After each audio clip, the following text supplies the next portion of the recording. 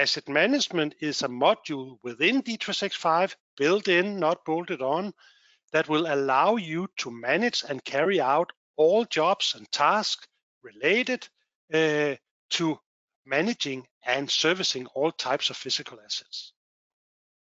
We can do that because within D365, we will have set up all of our master data, our function location. We have installed our assets.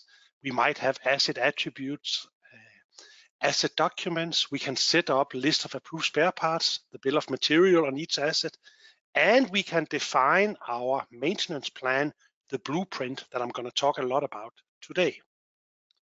When we have set up that information, then we can use asset management to generate our work orders. We can support different types of work orders based on different types of strategies. We can have corrective work orders, preventive, predictive, reactive, condition-based work orders.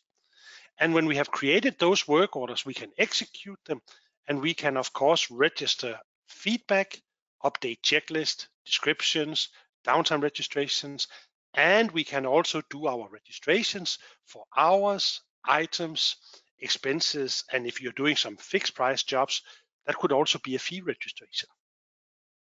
And when we have done all of that, then we are able to follow up within Dynamics on fault registrations, on cost overview, KPIs for availability, and of course we have the full history.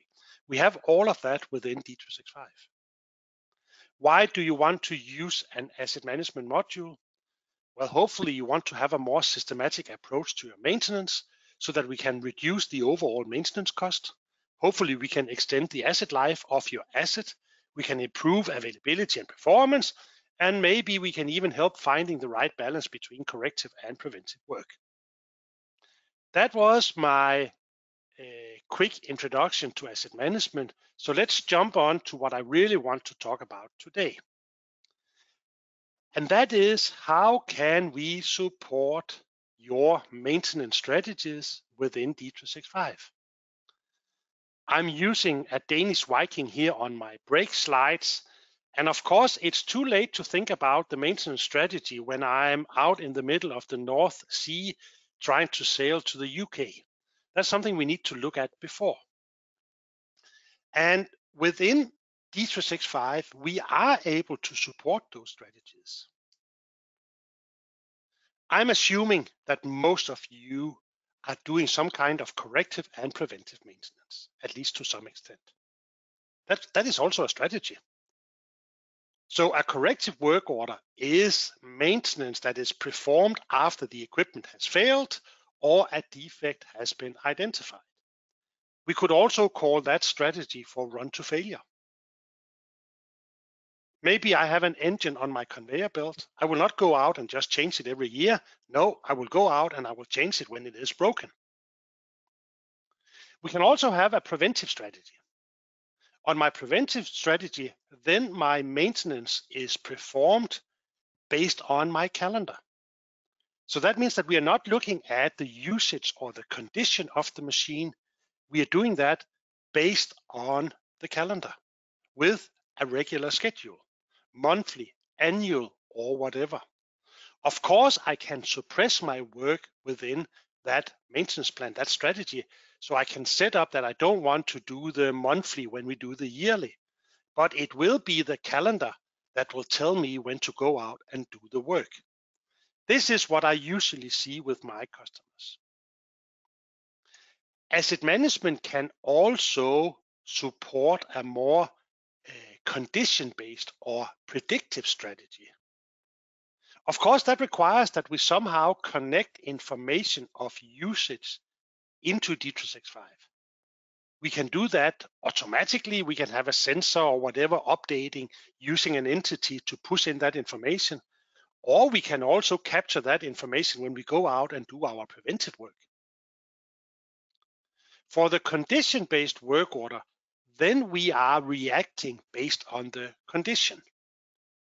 That could be a boiler that goes above a certain temperature.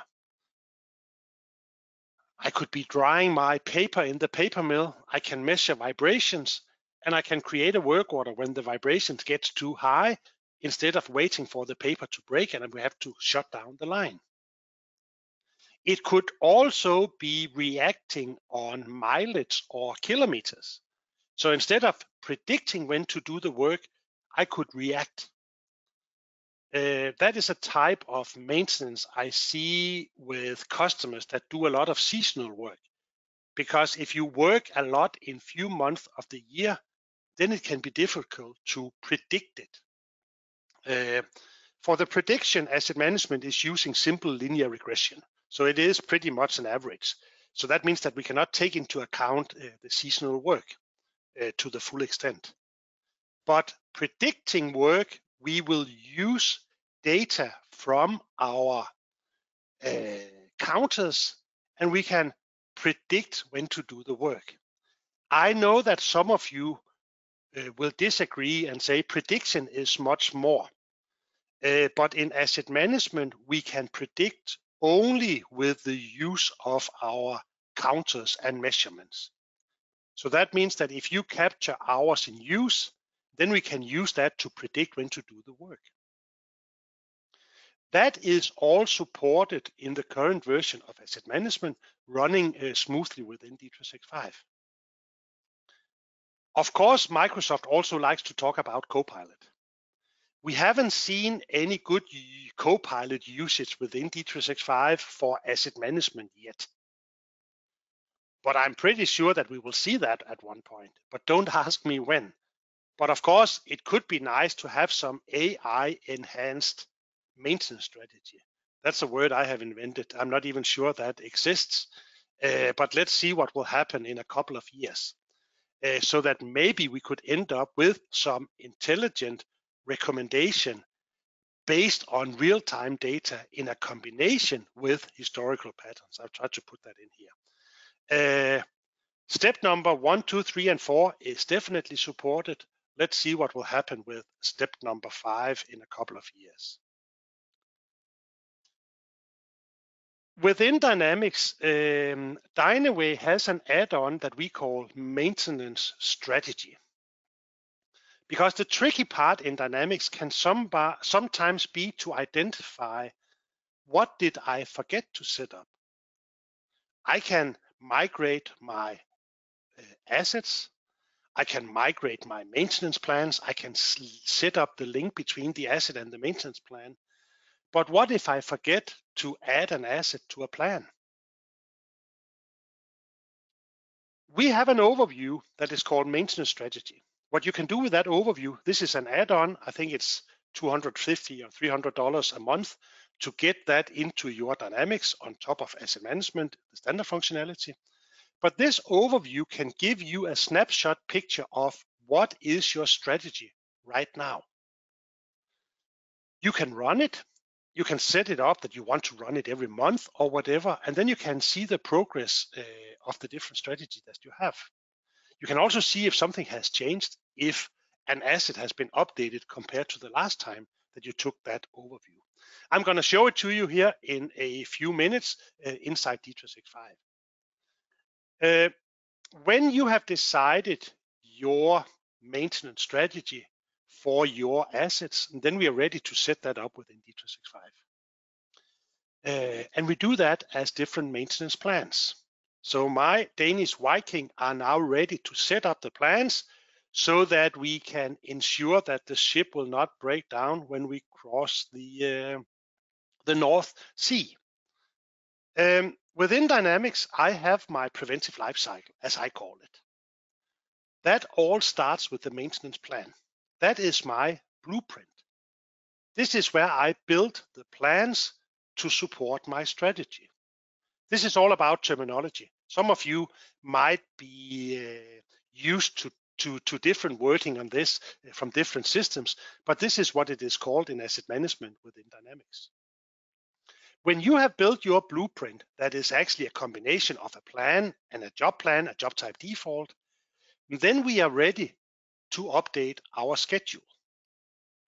I have customers that are updating the maintenance schedule 10 years in advance. Because the good thing about the maintenance schedule is that you can use it for your strategic planning. The strategic planning does not require a work order. Because as long as I have a maintenance schedule line I know exactly what the forecast is going to be when we create that work order, because the maintenance schedule line knows exactly what is the blueprint that I will use when the work order is being created. So with the use of the maintenance schedule, I can start to do some strategic planning. I can years ahead start to look at how many mechanics do I need? How many electricians do I need? How much work will I do on that function location? You can even look at the expected usage of spare parts, saying, well, how many oil filters do I need a year? Maybe that is information I can use when I define the minimum and maximum on my warehouse, or even when I discuss prices with the vendor. From the maintenance schedule, we can then create the work orders. The work orders is what I can use for my long-term planning. So for me, that is the difference between strategic planning and long-term planning.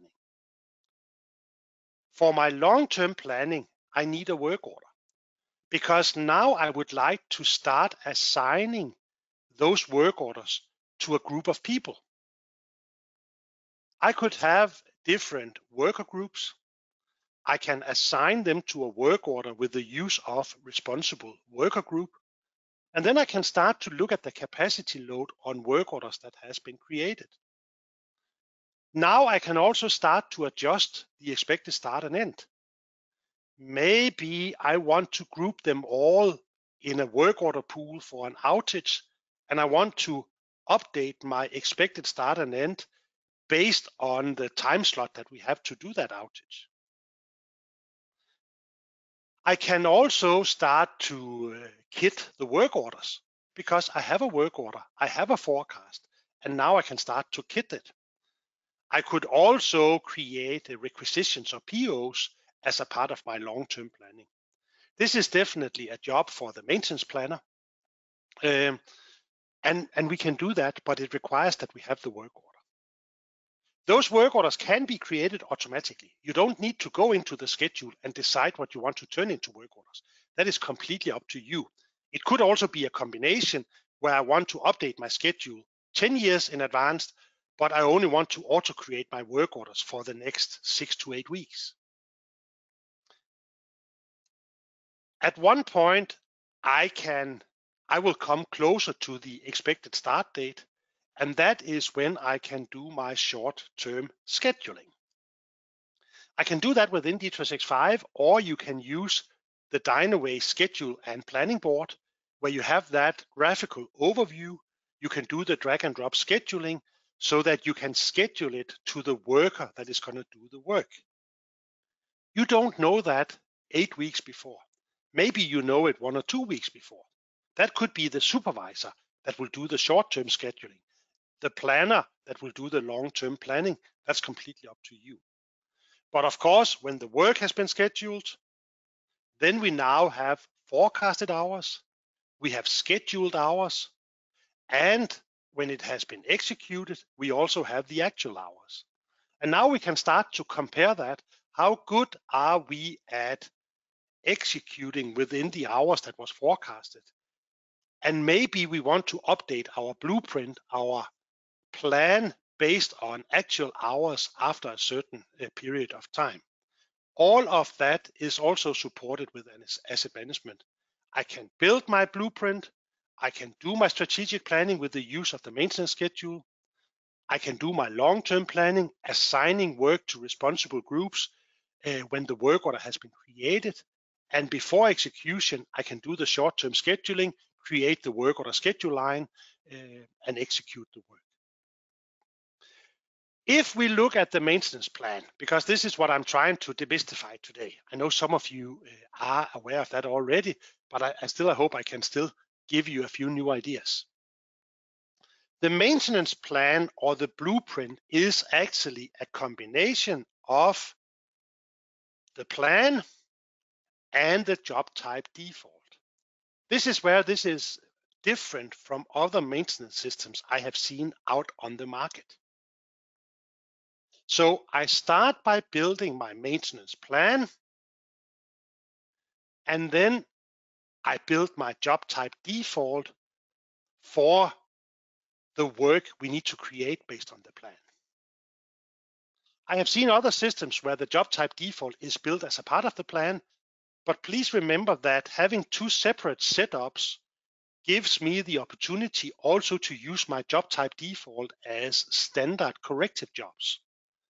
Because if I have a run to failure strategy on the engine on my conveyor belt, but when it breaks down, I still want to have a forecast. I still want to be able to know how many hours and items I need. Maybe I need my worker to perform a checklist while he's doing the repair or the change of the engine. So I can build a job type default for that planned corrective job and not only for work that is being created from a maintenance plan. On the maintenance plan, I will do this fast. We have a header, we can activate it or not, so that if we want to disable a plan, we can just set it to inactive and it will not create schedule lines anymore. The maintenance plans can support both time and counters for predictive and preventive work. We can even combine it. I can set up the work description that will end up on my work order.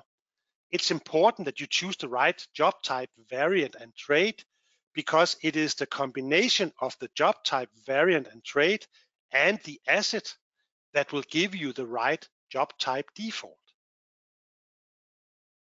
In the example I will show you today, I have a job type called inspection and a variant called monthly.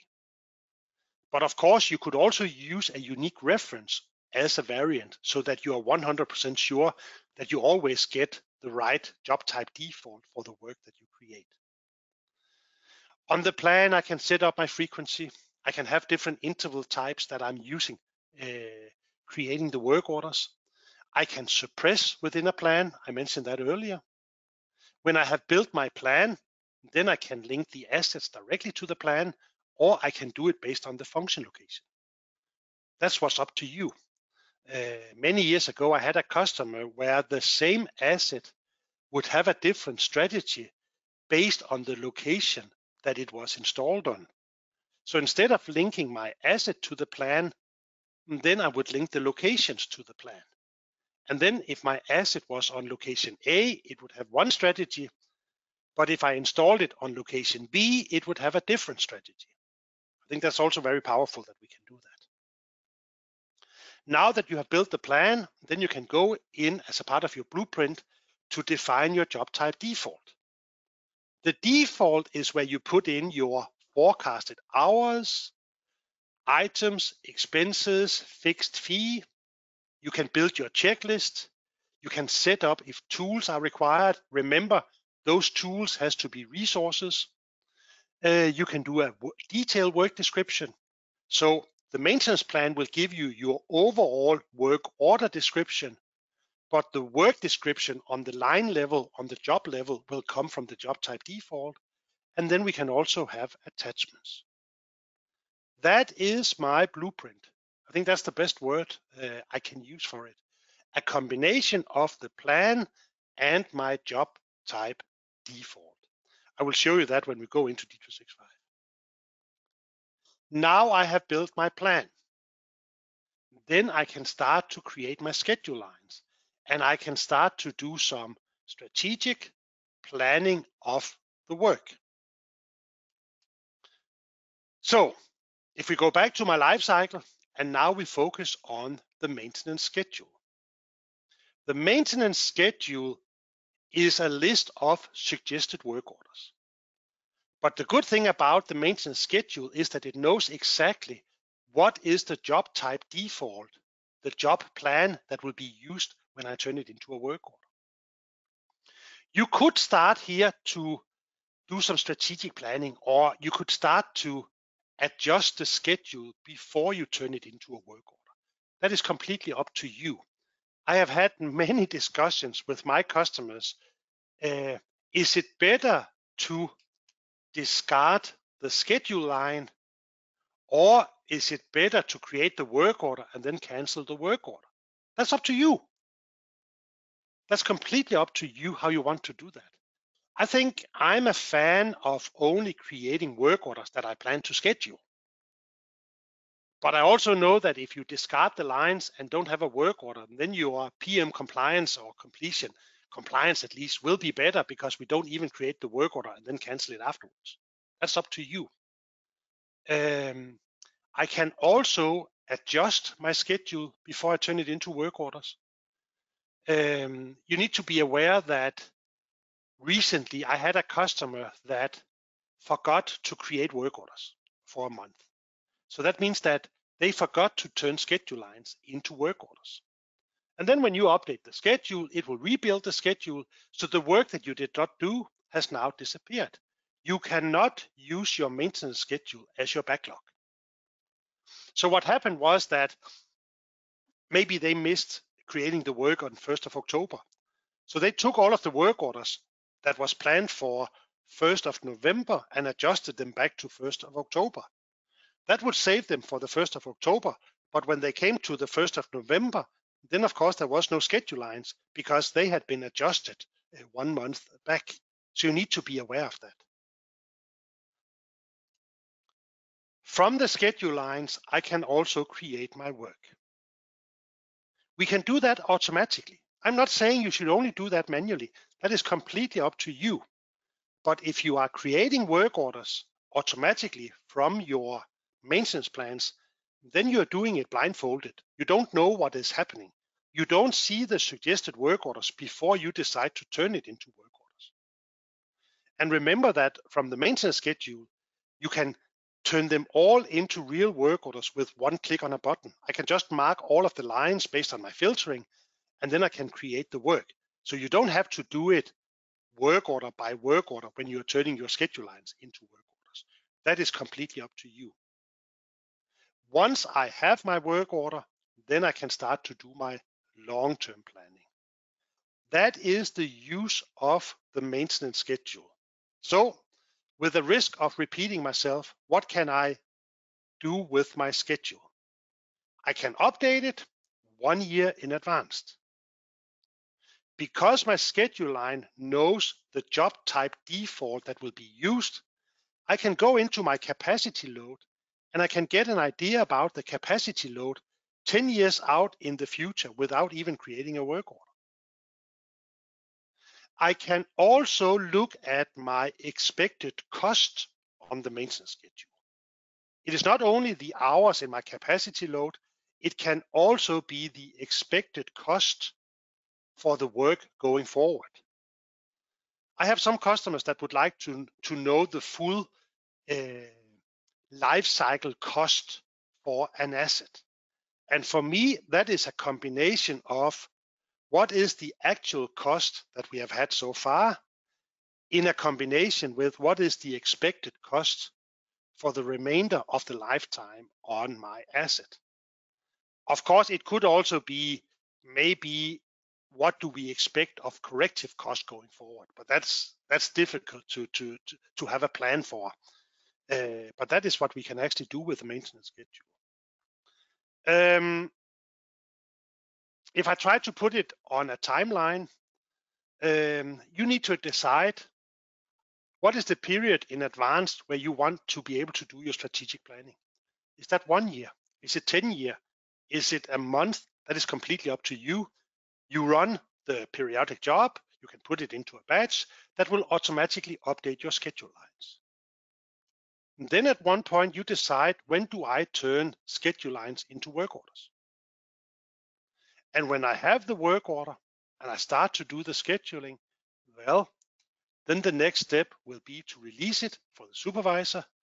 He will do the short-term scheduling and we can go out and we can execute the work. I don't want to talk a lot about work orders today, but I do want to talk a little bit about work order lifecycle, because for me, that is also a part of demystifying your plans, your strategies, and your schedule. A friend told me, I was watching a presentation that he did, and he was talking about turning your life cycle into buckets. And I actually like that idea. So I stole that for my presentation here.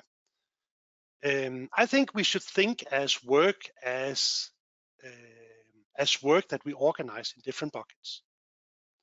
Each of my buckets should have a defined owner, and each owner should always try to get the stuff put into the next bucket.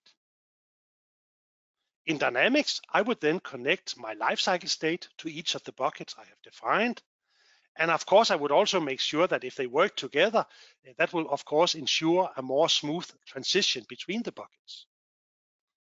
What could that look like? I have a simple example here. We could start with a newly created work order. I would put the maintenance planner in charge of that because it's the planner that maybe creates the work, review the work, and ensure that all the necessary information is included before moving the work orders to the next bucket.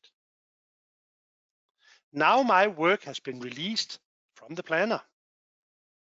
Then the supervisor can take over. The supervisor can organize the timing, the resources that is available, ensuring that the work is scheduled to the right person with the right qualifications so that it is ready for being executed.